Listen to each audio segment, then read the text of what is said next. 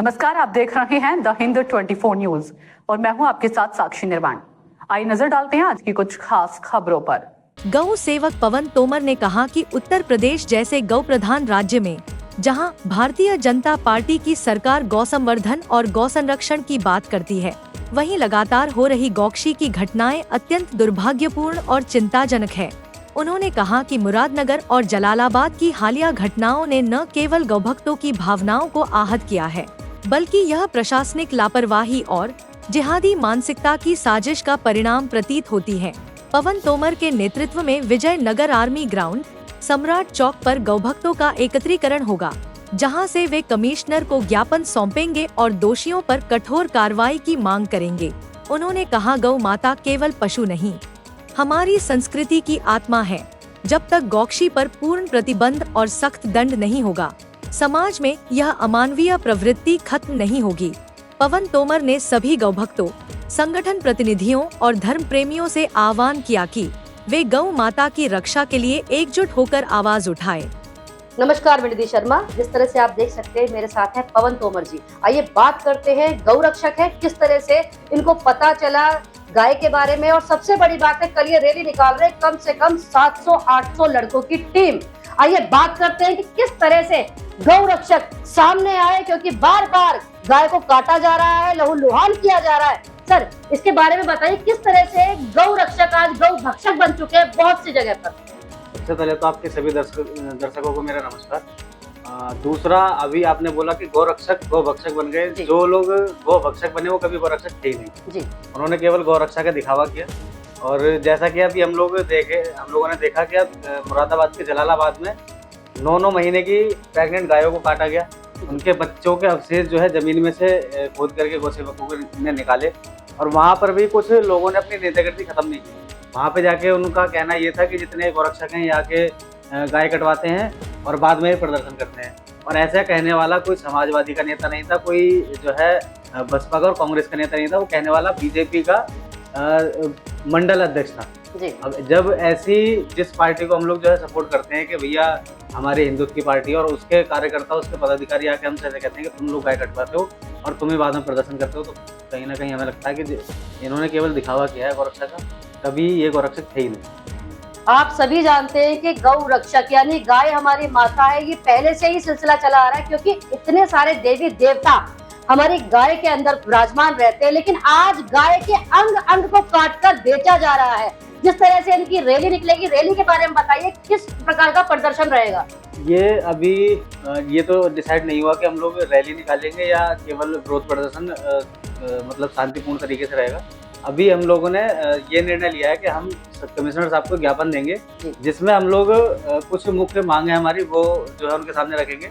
सबसे पहली मांग तो हमारी ये होगी कि जितने भी लोग ये ट्रांसपोर्ट करते हैं गायों का, एक 2-2 गाय इधर से उधर लेके जाते हैं, और जब हम पुलिस में शिकायत करते हैं तो पुलिस वाले ये कह के छोड़ देती है कोई बात नहीं, पालने वाला व्यक्ति है। जो व्यक्ति 9-9 महीने की गाभिन गाय काट सकता है, वो व्यक्ति जो है अगर पुलिस के सामने भी गाय ले जाएगा तो किसी को शक नहीं होगा और ना ही पुलिस उस पर मुकदमा करेगी। तो पहली मांग हमारी ये होगी कि जितनी भी गाड़ियां ऐसी जाती हैं, चाहे उसमें 1 गाय हो या 2 गाय हो, बिना पुलिस की अनुमति के ना जाए। अगर जाती हैं तो उन पर कार्रवाई हो। दूसरी मांग हम ये करेंगे कि जितने भी तस्कर पकड़े जाते हैं, उन सभी तस्करों की पूरी वीडियोग्राफी होनी चाहिए, कहाँ से उन्होंने गाय उठाया है। जो गाय पालता है उसे उस मतलब 20,000 रुपए में बेच देता है, बेचने के बाद उसे काटा जाता है। क्यों पालनहार ही भक्षक बन जाता है? क्यों विलुप्त होती जा रही है हमारी संस्कृति?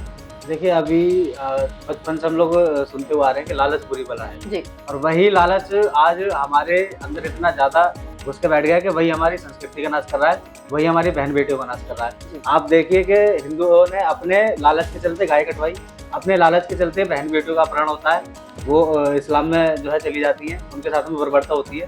लेकिन हम लोग क्या देखते हैं, केवल लालच। अगर जिस दिन हिंदुओं ने लालच छोड़ दिया उस दिन ना तो कोई गाय कटेगी और ना ही हिंदू बहन बेटियों को बलात्कार होगा।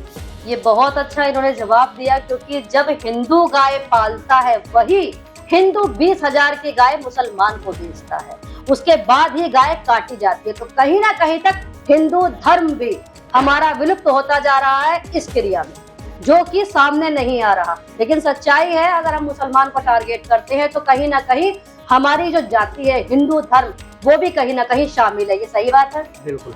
देखिए जब तक हिंदू खुद अपनी गाय खोल करके मुसलमान के यहाँ नहीं पहुंचाता, तब तक किसी भी मुसलमान के कोई भी हो, किसी की इतनी औकात नहीं है कि हमारे घर में घुस के हमारे घर की किसी भी वस्तु से छेड़छाड़ कर सके। ये तो फिर भी गाय है, हम लोग गाय को माता मानते हैं। हमारे पूर्वज जो थे उन्होंने गाय के लिए अपनी गर्दनें कटवा दी। हम लोग कुछ हजार के लालच में गाय बेच देते हैं। ये हम लोगों की नपुंसकता है कि हम लोग जो उनका ध्यान नहीं रख पा रहे, और हमारे जो है लालसा है वो बढ़ चुकी है। क्या लगता है कितना समय लगेगा अभी भी हमें आगे बढ़ने में, क्योंकि भारत हमारा कहीं ना कहीं तक पिछड़ता जा रहा है, क्योंकि गाय का मीट हमारे ही देश से विदेशों में बांटा जा रहा है। जब तक हम लोग आंख बंद करके इन राजनीतिक पार्टियों पर भरोसा करते रहेंगे, जब तक हम अपने मनपसंद का नेता नहीं चुनेंगे, केवल एक पार्टी को सपोर्ट करेंगे, तब तक ऐसी गाय कटेंगी और ऐसे ही जो है हिंदू के साथ में होता रहेगा। अब देखिए हर जगह जो है हिंदू की हत्याएं हो रही है। हम लोग कहते हैं भाजपा हिंदुवादी सरकार है, क्यों कुछ एक्शन नहीं लेते? केवल एक उत्तर प्रदेश में योगी जी केवल हिंदुवादी बचे हैं, उसके बाद में कोई हिंदुवादी है ही नहीं।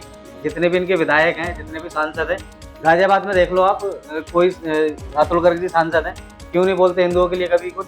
क्यों नहीं जो है गाय के लिए आवाज उठाते हैं? आप ये देखिए कि गाजियाबाद में विधायक बीजेपी के, सांसद बीजेपी के, मेयर बीजेपी की, और गाजियाबाद के अंदर एक भी गाय को लेकर के अस्पताल नहीं है। हाँ। अगर हमारे घर में किसी का एक्सीडेंट हो जाएगा तो हम उसे आश्रम में तो छोड़ के नहीं आएंगे, हम उसके लिए अस्पताल में लेके जाएंगे। लेकिन जब अस्पताल है ही नहीं तो हम लेके कहाँ जाएंगे? मजबूरी में गायों को गौशाला भेजना पड़ता है और वहाँ उनकी मृत्यु होती है, और मरने के बाद भी उनका व्यापार होता है। उनका चमड़ा निकाला जाता है, उनका मांस अलग बेचा जाता है और चमड़ा अलग बेचा जाता है, उनकी हड्डियाँ सप्लाई होती है। तो ये सारी दुर्गति हमारी गायों की हो रही है, और सरकार के भरोसे जब तक हम बैठेंगे तो ऐसे ही जो है रहेगा सारी चीज़। तो ये सही बात है कि सिर्फ योगी जी ही कार्रवाई करेंगे, आगे और कोई सरकार नहीं है, क्योंकि सरकार हमारी भाजपा की है और 5 सालों से चली आ रही है, आगे भी आएगी दोबारा। लेकिन सबसे बड़ी बात यह है जी, ऐसा कोई नेता और ऐसा कोई अधिकारी नहीं बचा जिनसे मैं पिछले 8 साल से गौ सेवा कर रहा हूँ, और मैंने एक भी अधिकारी ऐसा नहीं छोड़ा जिससे मैंने ये जिक्र ना किया हो तो भाई साहब आप गाय के लिए एक अस्पताल बनाइए जहाँ पे इनका उपचार हो सके, अच्छे तरीके से उपचार हो सके। हम उत्तर प्रदेश की गाय को उपचार के लिए हमें हरियाणा भेजना पड़ता है। इससे ज्यादा शर्मनाक बात जो है उत्तर प्रदेश के लिए होनी नहीं चाहिए, लेकिन फिर भी अधिकारी कुछ नहीं करते। एक लिम्पी वायरस चला था 1 साल पहले, उसमें काफी गौ माता की मृत्यु हुई, और जो योगी जी के यहाँ जो रिपोर्ट गई थी गाजियाबाद से, उसमें केवल उन्होंने 2 गाय की मृत्यु दिखाई। मैं गाजियाबाद से लखनऊ योगी जी के यहाँ तक पैदल गया और मैंने वहाँ जाके अपनी बात रखी कि जो है अस्पताल बनना चाहिए। वहाँ से भी अभी तक कोई कार्रवाई नहीं हुई। क्या इतना ज़्यादा तो मुझे नहीं लगता कि इतना ज़्यादा खर्चा है। और हमने ये बात भी रखी कि आप मत जो है खर्चा करिए, आप केवल हमें जगह बता दीजिए कि आप यहाँ पे रख के आप खुद जो है गायों का इलाज कर सकते हैं। हम तैयार हैं, अपना जितना भी तन मन धन से हर तरीके से तैयार हैं, लेकिन फिर भी तैयार नहीं है सरकार। पता नहीं, बेचने का काटने का स्थान तो निश्चित है, लेकिन गाय का अस्पताल निश्चित नहीं है। ये है गौ भक्ति। आप कितने समय से इस कार्य में हैं? मैं पिछले 8 साल से गौ सेवा कर रहा हूँ, और पिछले साल मैंने अपनी दीपावली, अपने भाई दूज वगैरह सब मैंने रोड में मनाए।